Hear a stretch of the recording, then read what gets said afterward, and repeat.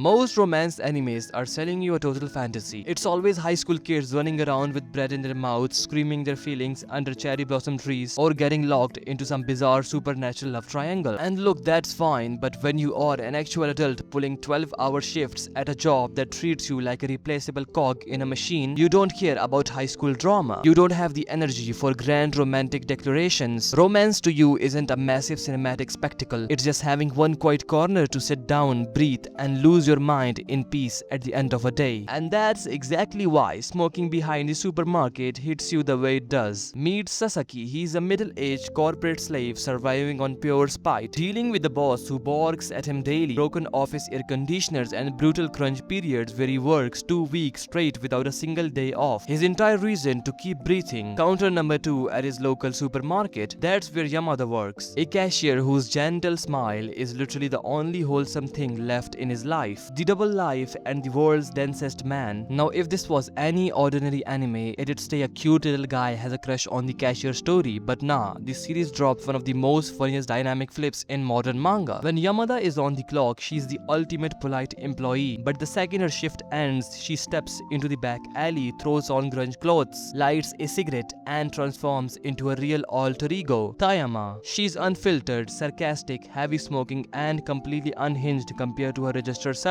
And Sasaki, bless his exhausted, burned out soul, has zero idea he's sitting next to the exact same girl. To Tayama, Sasaki being this oblivious isn't annoying, it's the funniest thing on the planet. When Sasaki complains that his boss keeps yelling at him for smelling like stale smoke, Tayama hands him an expensive deodorizer. When he asks what it smells like, she takes off her jackets, leans right into his face, and tells him to smell her directly. When he asks if she views him as some kind of a pet, she doesn't even blinks. She straight up calls him a Labrador retriever to his face. What makes this work so well isn't just the jokes, it's how painfully real the adult burnout feels. Like, this isn't some kind of a sanitized workplace. When you see the employees smile at you, this is just corporate PR, because workers are trained to smile through the disrespect no matter how dead they feel inside. When Sasaki got chewed out by his boss just for giving new hire routine feedback, which made her burst into tears and turned him into the office pharaoh, his heart was full of guilt. But Yamada stepped in and comforted him, telling him that the girl would eventually realize he was actually a kind person. And she was spot on. A few days later, that same co-worker came back to apologize, admitting she completely overreacted to a tiny piece of advice and realized he was just trying to help. In that moment, Sasaki realized Yamada didn't just comforted him, she truly saw him for who he was on the inside. And these aren't huge flashy anime moments, they are tiny, desperate acts of comfort between two exhausted people just trying to survive the week and being kind to each other. As they get closer, the comedy gets even better because Sasaki is an absolute boomer trapped in a modern world. His best buddy at office roasts him for reading a physical newspaper like a grandpa and forces him to finally upgrade to a smartphone. Sasaki buys one, but he's so lost that he doesn't even knows how to get back to the home screen. So of course he takes it to Tayama for tech support. As she fixes the font size for him, she stares at him and casually drops that he shouldn't take off his glasses because he actually looks hot in them. What makes the small interaction land so well isn't just the banter, it's how the story treats intimacy between two exhausted adults. When Tayama grabs Sasaki's phone to save her number as his very first contact, it's played for laughs, but it highlights just how isolated Sasaki really was before finding this spot. And having the store manager, a cynical veteran smoker who runs the busiest shop in the town, instantly see through Tayama's little games, add a layer of quiet validation. And she doesn't shut them down, she secretly gives them her blessing because she realizes they both need this escape. And that vulnerability gets put to the test during the health scare subplot. When Sasaki's medical checkup suggests his lungs are shot and he has to quit smoking, it feels like a death sentence, not because of the habit, but because smoking was his only valid excuse to sit in that back alley with her. But he still returns to the spot holding an unlit cigarette just to talk to her. This delivers the cleanest thematic thesis. It was never actually about the nicotine, it was always about having someone to sit with in the dark after a soul-crushing day. Like, even though the health scare turns out to be a ridiculous misdiagnosis, that moment of honesty shifts their connection permanently. When you look at why Yamada actually falls for Sasaki, it's not some surface level crush. It goes all the way back 8 years ago when she was a terrified rookie cashier getting relentlessly harassed by a toxic customer every single day. At the same time, Sasaki was completely drowned in his own soul-crushing job. That convenience store, and specifically her smile, was literally the only good part of his day. So when he saw her getting pushed around, he couldn't just sit there. He used his immense aura to back the bully down and chase him off for good. Later, Yamada ran outside afterwards to thank him through tears. That moment changed everything for both of them. He told her to keep moving forward and to not quit her job, and made her the famous cashier that she is today. And the absolute best part, neither of them realized that the quiet hero from her past and the exhausted salaryman standing by the dumpster right now are the exact same guy. Smoking behind the supermarket with you lands because it hits the exact reality of adult burnout. It skips the fake drama and gives you something real, no matter how brutal your daily grind gets. Finding just one person who makes the world feel a little quieter makes the whole thing worth it. And yeah, that's it for this video. Please make sure to like, comment and subscribe, and I will see you next time soon. Peace out.